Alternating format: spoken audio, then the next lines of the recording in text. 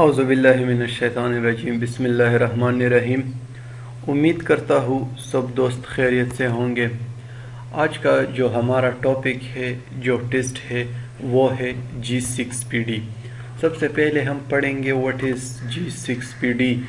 G6PD क्या है? ये हमारे पास एक एंजाइम है जो कि हर सेल में, बॉडी के हर सेल में मौजूद होता है और ये ज़्यादातर हमारे पास रेड ब्लड सेल में बहुत अहम किरदार अदा करता है। आगे जाके हम इंशाल्लाह पढ़ेंगे, लेकिन ये नोट्स अपने जहन में याद रख ले कि जब G6PD का डिफिशिएंसी आ जाए तो फिर इसी वजह से हमारे पास हेमोलिसिस या हेमोलाइसिस काज हो सकता है रेड ब्लड सेल का, और इसी वजह से फिर डिफरेंट जो डिजीज है वो काज हो सकते हैं। इसके बाद हमारे पास कुछ ऐसा मेडिकेशन है, कुछ ऐसा दवाई है जिससे हमारा जो G6PD का जो डिफिशिएंसी है वो काज हो सकता है।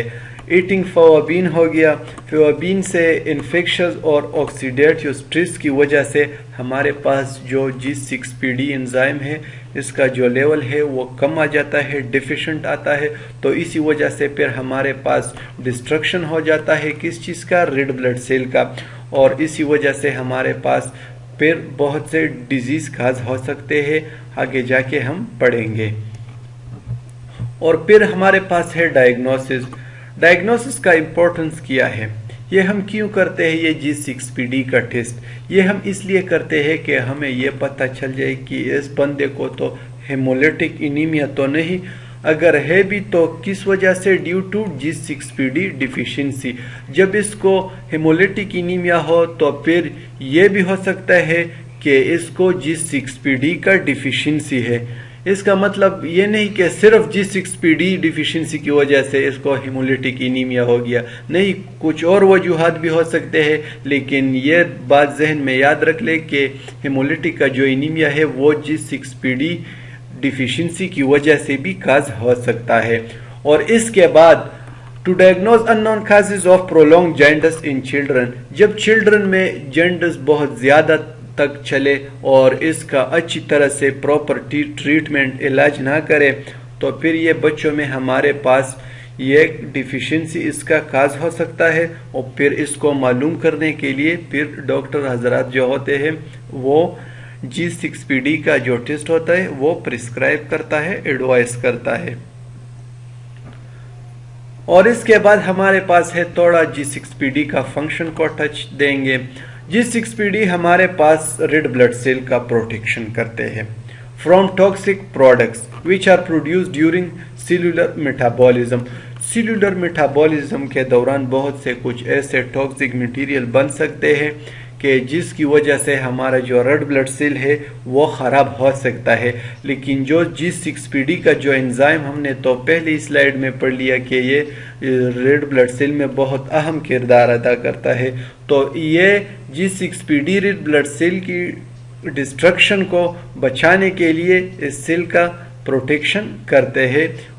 और इसके बाद है G6PD also protect red blood cell from destruction. वही बात है कि G6PD का जो काम है वो डिस्ट्रक्शन से बचाना है रेड ब्लड सेल को। रेड ब्लड सेल की प्रोटेक्शन करता है कि उसे कोई डिस्ट्रक्ट ना हो जाए, कोई और डैमेज ना आ जाए, तो इसको प्रोटेक्शन में भी बहुत अहम किरदार अदा करता है। और इसके बाद हमारे पास है नॉर्मल रेंजेस ऑफ G6PD के नॉर्मल रेंजेस।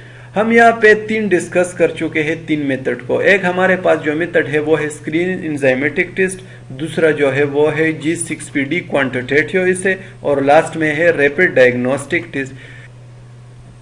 पहले जो हमारे पास है स्क्रीनिंग एंजाइमेटिक टेस्ट, अगर 60 मिनट में आपका टेस्ट कलर चेंज ना करे तो ये पॉजिटिव होगा।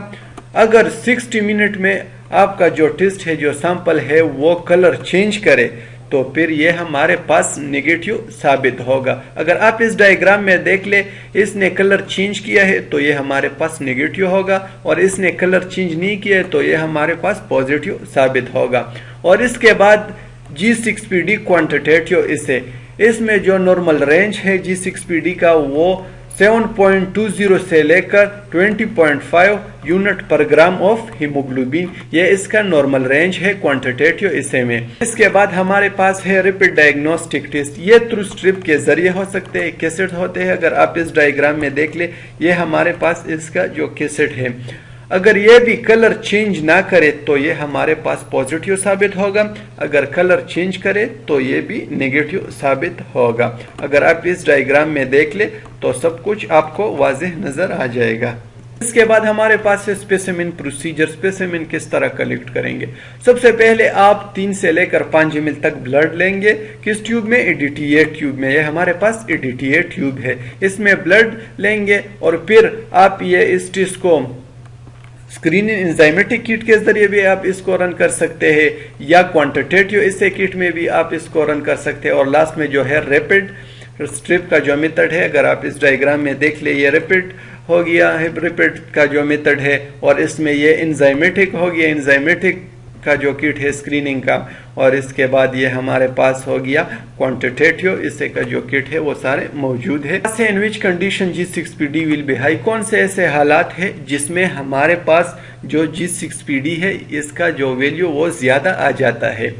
हेपेटिक कोमा में भी हमारे पास ज्यादा आ जाता है, परनीशियस में भी इसका वैल्यू हाई आ सकता है, मेगालोब्लास्टिक एनीमिया में भी, मायोकार्डियल इन्फेक्शन में भी, आइडियोपैथिक थ्रोम्बोटोपेनिक परपरा में भी, वायरल हेपेटाइटिस हो गया, हाइपरथायरॉयडिज्म, और इसके साथ साथ लास्ट में जो है वो है क्रोनिक ब्लड लॉस। ये सारे ऐसा कंडीशन है जिसमें हमारे पास जो G6PD का जो नॉर्मल वैल्यू है वो ज्यादा हाई आ जाता है।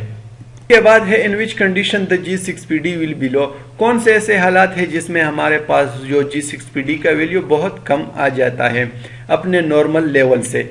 हेमोलिटिक एनीमिया में भी कम आ सकता है, कुछ इन्फेक्शन की वजह से भी G6PD का जो नॉर्मल रेंज है वो नीचे आ जाता है, और लास्ट में जो G6PD डिफिशियंसी हो जाए तो इसी हालात में भी हमारे पास G6PD का जो नॉर्मल रेंज है वो कम आ जाता है, लो आ जाता है। Thank you so much for your attention.